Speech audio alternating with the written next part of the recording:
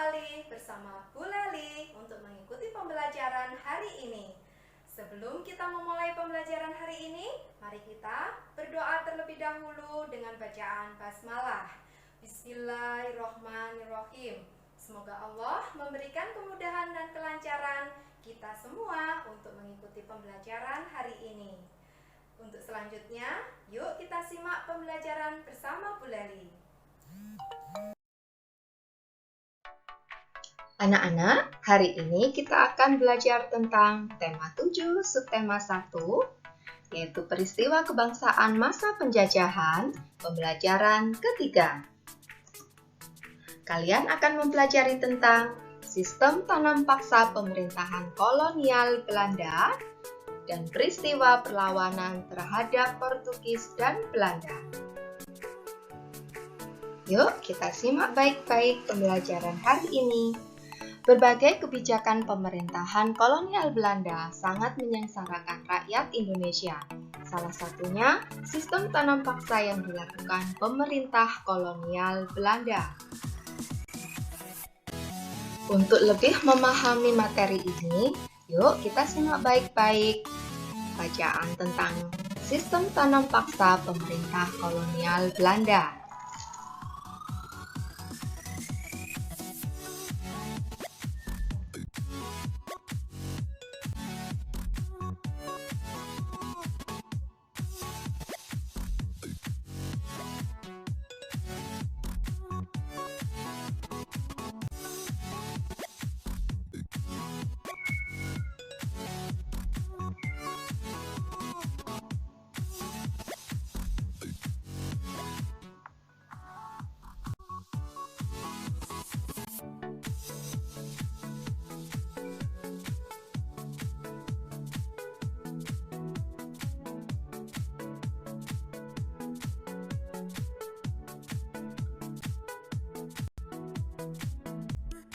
Ayo kita cari tahu peristiwa-peristiwa penting dari teks bacaan tersebut.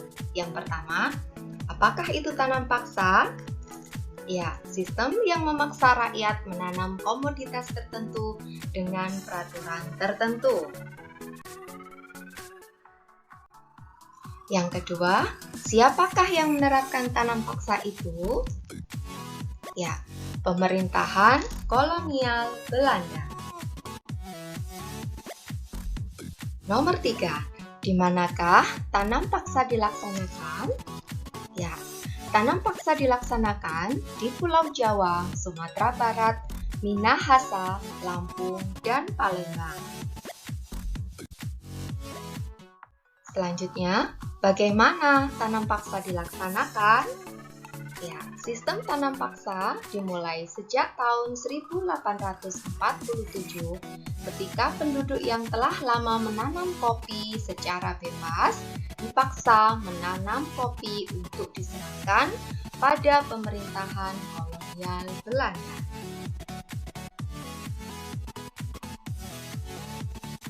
Selanjutnya, apa akibat penyimpangan tanam paksa?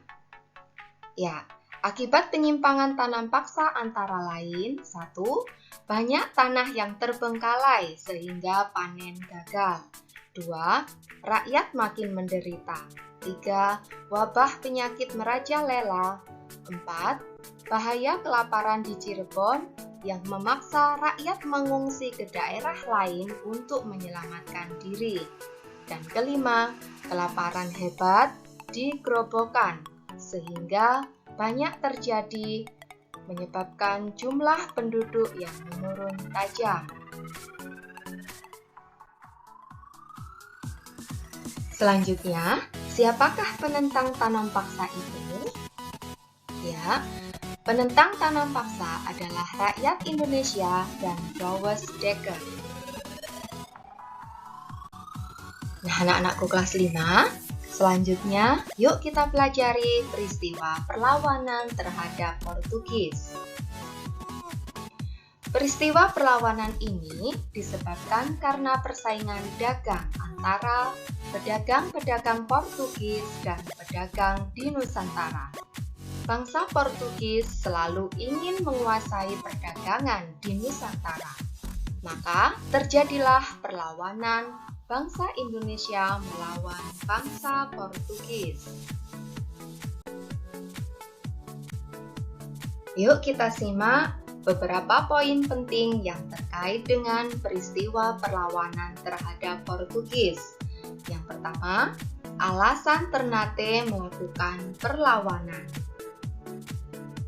Ternate melakukan perlawanan karena Portugis serakah, ikut campur dalam pemerintahan dan membenci agama rakyat Ternate, serta bersikap sewenang-wenang.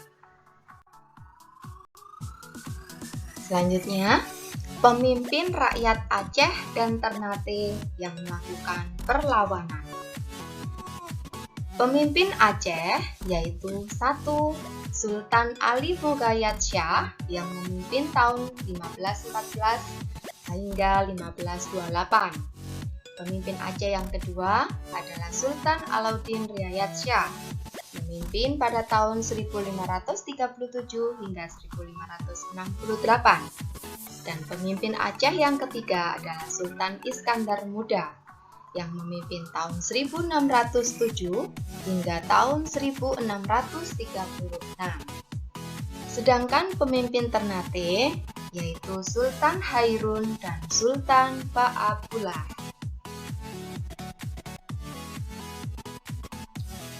Selanjutnya adalah hasil perlawanan.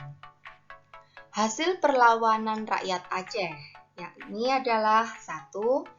Berhasil membebaskan Aceh dari penguasaan Portugis. Dan yang kedua, mengusir Portugis yang bersekutu dengan Johor. Sedangkan hasil perlawanan Ternate, yaitu benteng Portugis dapat direbut. Kemudian, Portugis menyingkir ke Hitung. Akhirnya, Portugis menguasai dan menetap di Timor Timur. Selanjutnya, untuk mempelajari peristiwa perlawanan terhadap Belanda, ayo kita simak bersama-sama tokoh daerah yang memimpin perlawanan Belanda. Yang pertama, ada Sultan Hasanuddin dari Makassar dengan berbagai perlawanannya. Silakan disimak.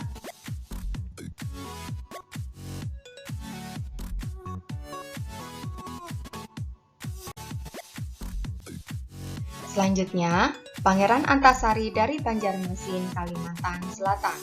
Silakan disimak perlawanannya.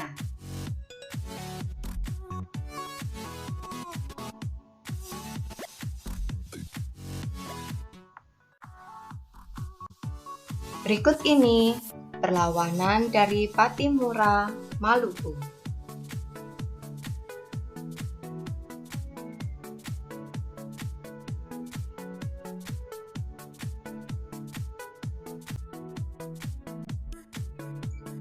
Tokoh yang memimpin perlawanan Belanda yang selanjutnya adalah Sisingamangaraja dari Sumatera Utara.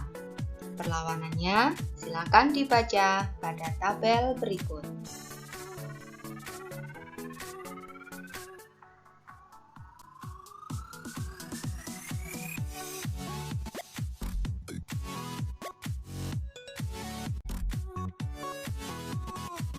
Tokoh yang memimpin perlawanan Belanda yang selanjutnya adalah Sultan Ageng Tirtayasa dari Banten.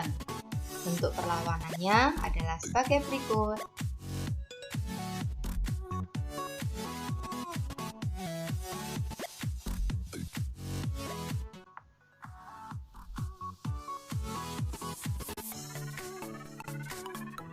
Dan Pangeran Diponegoro dari Yogyakarta. Silakan disimak.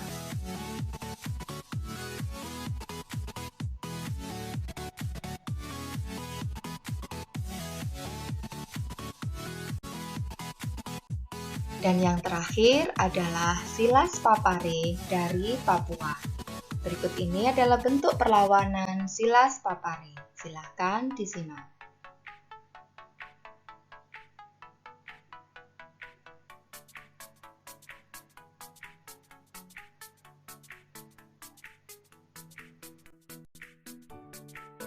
Nah, anak-anak hebat, demikian pembelajaran hari ini. Semoga bisa dipahami dengan baik dan semoga bermanfaat untuk kalian. Tetap semangat belajar untuk mencapai cita-cita. Sampai bertemu kembali pada pertemuan selanjutnya. Terima kasih. Assalamualaikum warahmatullahi wabarakatuh.